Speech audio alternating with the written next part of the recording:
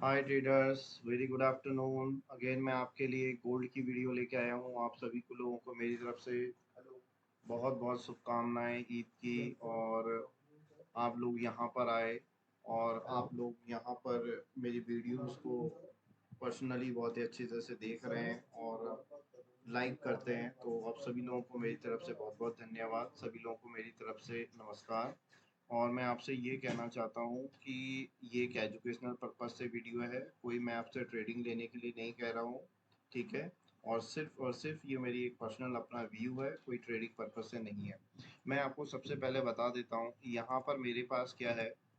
ये मार्केट क्या है। ये मार्केट का हाई था, मैं आपको दिखा देता हूँ। आप बहुत ही लोग बाग ये पूछ रहे हैं कि गोल्ड इतना ऊपर क्यों जा रहा है, क्या इसका रीजन है। मैं आपको टेक्निकली बता देता हूँ। कई बार से हमने गोल्ड को देखा था। ठीक है।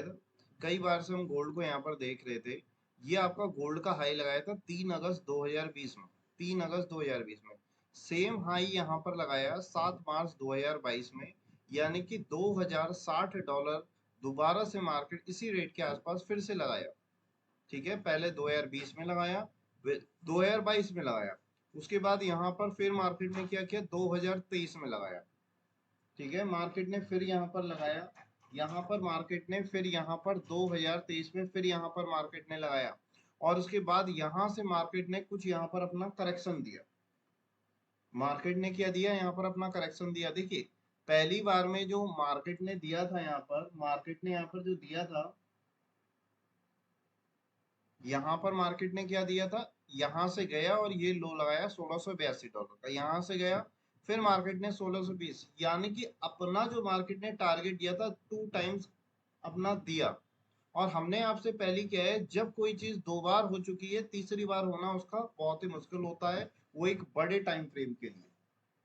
छोटे टाइम फ्रेम पे तो ये चीजें 20 बार हो जाती है, बट बड़े टाइम फ्रेम पर ये एक वीकली चार्ट है हमारे पास। तो तीसरी बार भी इसको मार्केट यहीं पर टारगेट दे जाता तो इसके काफी मुश्किल चांसेस होते हैं।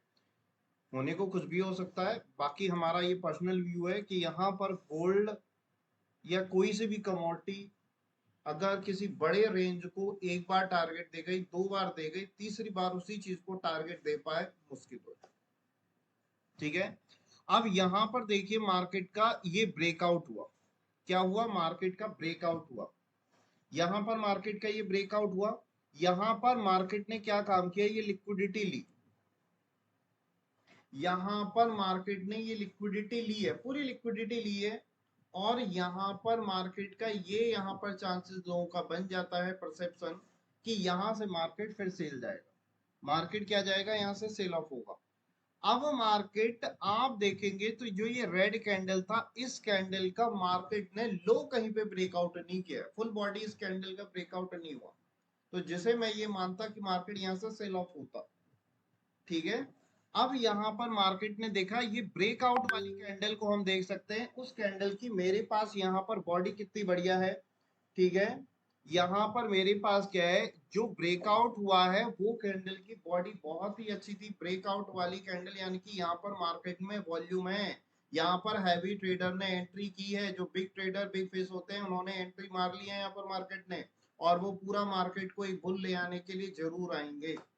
अब बात आती है यहाँ पर मेरे पास कि गोल्ड यहाँ पर कहाँ तक जा सकता है, या इसके जाने के क्या क्या चांसेस रह सकते हैं। तो मैं इसके लिए आपको बता देता हूं कि गोल्ड में अभी भी दमखम बचा है या नहीं बचा है।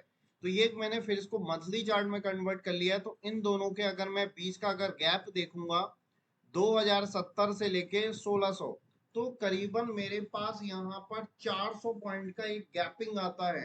अगर इसके बाद में इसी को अगर मैं कन्वर्ट करता हूं तो मेरे पास टारगेट कम से कम, ये जो 2180 का ब्रेकआउट गया तो मेरे पास टारगेट शायद 2450 या 60 तक के मेरे पास आराम से गोल्ड में मुझे मिलते हुए यहाँ पर ऐसा लग रहा है कि यहाँ तक जाने की संभावना है आराम से है। यानी कि 2500 के आसपास गोल्ड शायद एक बार संभावनाएं जता सकता है। ठीक है, ये मेरा अपना पर्सनली व्यू है। बाद में आप ये नहीं कहेंगे सर ये तो 2500 नहीं गया, ये तो मार्केट की मर्जी है। मैं तो आपको एक बड़े टाइम फ्रेम पर एनालाइज करके बता रहा हूँ। ठीक है, कि यहाँ तक जाने की संभावनाएं हो सकती हैं। अब यहाँ पर मैं यहाँ पर क्या ले लेता हूँ, आ, ये आपका ले लेते हैं ट्रेंड बेस्ड FIB। यहां से मैं ये ले लिया, ये नहीं, फिबोनाची रिट्रेसमेंट यहां से लेते हैं FIB एक्सटेंशन, ठीक है। ये मार्केट का ये गया, ये मार्केट का ये आ गया। अब यहाँ पर मैं यहाँ पर इस चार्ट को ऊपर करते जाऊंगा तो ये मेरे पास, ये देखिए मेरे पास टारगेट निकलते हुए आएंगे अपने आप। अब इसके बाद गोल्ड का ये जो हाई लग रहा है यहाँ पर, ये गोल्ड का ये जो आपका ब्लू पॉइंट आ रहा है, इसको भी ब्रेकआउट कर दिया। अब इससे ऊपर के पॉइंट मेरे पास ये टारगेट मार्केट फिबोनाची के थ्रू निकालता रहता है। अब सबसे बड़ी बात क्या आती है, ये वाला लेवल मेरे पास आई थिंक वही होगा 2450-60 का, क्योंकि ये काफी ऊपर गोल्ड चल रहा है तो इस वजह से शायद निकल नहीं पा रहे हैं। बाकी टारगेट लगभग लगभग जो मैंने, अगर किसी ने बाय किया होगा यहाँ से तो शायद बुक कर ही लिया होगा।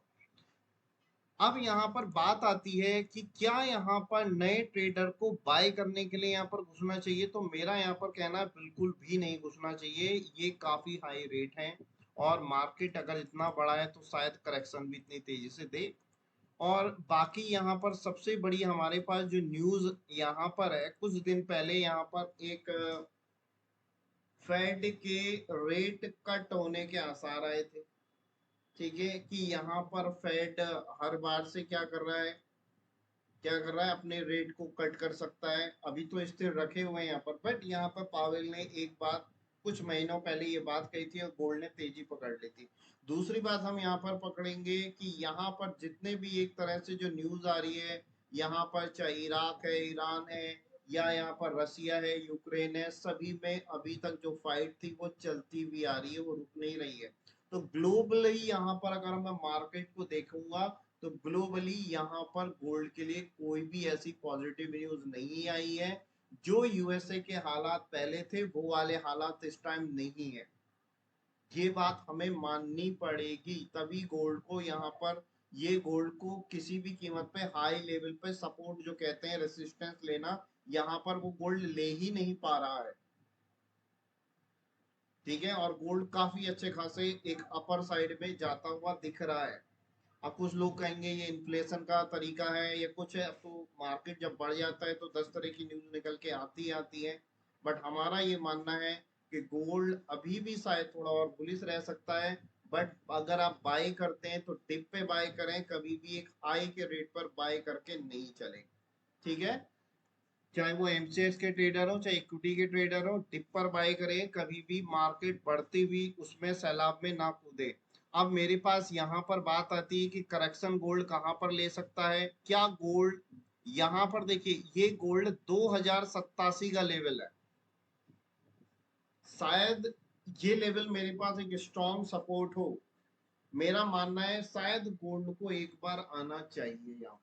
ये मर्जी है गोल्ड की, ऐसा 100% कुछ नहीं हो सकता है, ठीक है। ये मेरा परसेप्शन है, गोल्ड उसको करे फॉलो ना करे ये उसकी मर्जी है। बट मेरा परसेप्शन यहाँ पर ये है कि गोल्ड यहाँ पर आने की संभावनाएं हैं।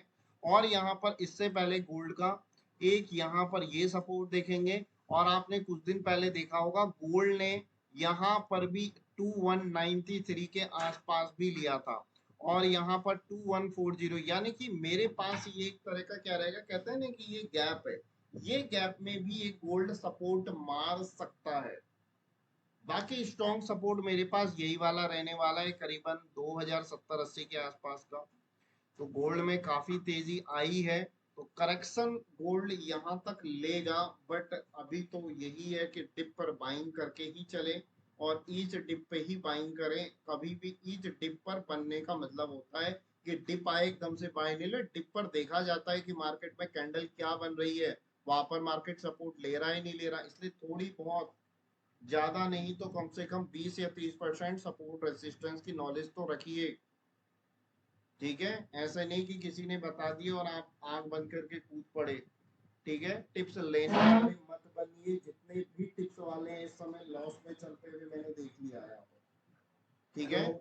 सबसे बढ़िया है जहां से आपको अच्छा लग रहा है क्लासेस लीजिए, सीखिए, पैसे देने से मत डरिए। टिप्स वालों को भी तो आप 20,000 रुपए दे रहे हैं, तो मिल क्या रहा है वहां पर, at the end result loss मिल रहा है। अगर आप सीखेंगे तो नॉलेज प्लस आपको मिलेगी, प्लस आपको ये पता लगेगा मेरा ऐसा हुआ है तो उसको रिकवर कैसे करना है, ठीक है सर। तो ये सारी चीजें हैं, अगर आप इस तरह से अगर आप ट्रेडिंग करते हैं तो आपको यहाँ पर बहुत ही बढ़िया रिजल्ट मिलेंगे। ठीक है, तो यहाँ पर इस चीज का आप ध्यान में रखिएगा कि गोल्ड किस तरह से काम कर सकता है। और यहाँ पर आप गोल्ड को छोटे बहुत टाइम फ्रेम पर इस तरह से देखते रहा करिए, जैसे कि गोल्ड ने ये इस लेवल से ऊपर आया था यहाँ पर, तो गोल्ड यहाँ पर फ्यूचर में ये गोल्ड के लिए क्या बन जाता है, एक सपोर्टिव, ले सकता है या नहीं ले सकता वो मर्जी है, बट आप कम से कम ऐसे ही ट्रेंड लाइन अगर इंट्राडे में कर रहे हैं तो खींचिया करिए, काम आएंगी आपके। जैसे इस पर सपोर्ट लिया था, फिर इस पे सपोर्ट लिया, तो ये कम से कम सपोर्टिंग लाइनें आप खींचना सीखिए सर। आई होप आपको मेरी वीडियो पसंद आई होगी। आप इस वीडियो को अपने फ्रेंड्स वगैरह को फॉरवर्ड करिए, लाइक करिए, चैनल को सब्सक्राइब करिए। Thank you sir.